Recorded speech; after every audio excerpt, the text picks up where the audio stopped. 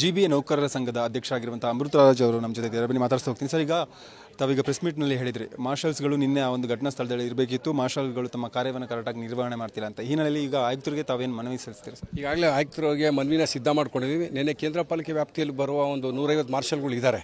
ವಿಷಯ ಗೊತ್ತಾಗ್ತಿದ್ದಂಗೆ ಅವ್ರು ಬರಬೇಕಿತ್ತು, ಸೌಜನ್ಯಿಕವಾಗಾದರೂ ಬರಬೇಕಿತ್ತು. ನಾವು SWM ಕಸ ಸಂಗ್ರಹಣೆ ಮಾಡೋದು, ಕಸ ಉಸ್ತುವಾರಿ ಕೆಲಸ ಅಷ್ಟೇ ನಮ್ಮದು ಅಂತ ಅಂದಿದ್ರು. ಸೌಜನ್ಯಿಕವಾಗಿದ್ರು ಬರ್ಬೋದು.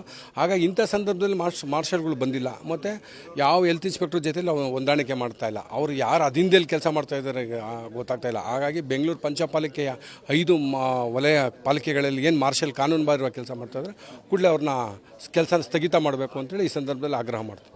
ಸರ್, ಮಾರ್ಷಲ್ಸ್ಗಳ ಏನು ಸೇವೆ ಇದೆ ಅದನ್ನು BMTF ಕೂಡ ಮಾಡಬೇಕು ಅಂತ ತಾವು ಹೇಳಿದರೆ? ಮಾರ್ಷಲ್ ಸೇವೆ ಅಲ್ಲ, ಈಗ ಪೊಲೀಸ್ ಅವರ ಇಲಾಖೆ ಜೊತೆಯಲ್ಲಿ BMTF ಅವರು ನಮ್ಮ ಜೊತೆ ಕೈ ಜೋಡಿಸಿದ್ರೆ ಇಂಥ ಯಾವುದೋ ಒತ್ತುವರಿ ಭದ್ರತೆ ಕೆಲಸಗಳು ಹೋದಾಗ ಅವರು ನಮ್ಗೆ ಅನುಕೂಲ ಆಗುತ್ತೆ ಅಂತ ಈ ಸಂದರ್ಭದಲ್ಲಿ ಹೇಳ್ತೀವಿ.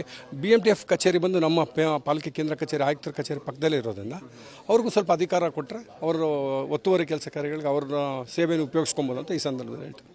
ಸರ್, ನಿನ್ನೆ ಶಿವಾಜಿನಗರದಲ್ಲಿ ನಡೆದಂಥ ಘಟನೆಗಳು ಇಂಜಿನಿಯರ್ ಮೇಲೆ ಹಲ್ಲೆ ಆಗಿದೆ. ಒಂದು ಕಡೆಯಿಂದಾಗಿ SIR ಕಾರ್ಯಗಳು ಕೂಡ ಇಂಜಿನಿಯರ್ಗಳನ್ನು ಬಳಸ್ಕೊಳ್ತಿರುವಂಥದ್ದು, ಇದೆಲ್ಲೋ GBA ನೌಕರರಲ್ಲಿ ಒತ್ತಡವನ್ನು ತರ್ತಿದೆಯಾ? ಖಂಡಿತ ಸರ್, ಒಳ್ಳೆಯ ಪ್ರಶ್ನೆ. ಏಕಕಾಲದಲ್ಲಿ SIR ಮತ್ತು ಈ ಒತ್ತುವರಿ ಕೆಲಸ ಎರಡೂ ಮಾಡ್ತಾ ಇರೋದ್ರಿಂದ ಇಂಜಿನಿಯರ್ಗಳ್ನು SIR ಉಪಯೋಗಿಸ್ಕೊಂಡಿರೋದ್ರಿಂದ ಅವ್ರಿಗೆಲ್ಲ ಒಂದು ಸ್ವಲ್ಪ ಮಾನಸಿಕ ಕುಗ್ಗೋಗಿದ್ದಾರೆ.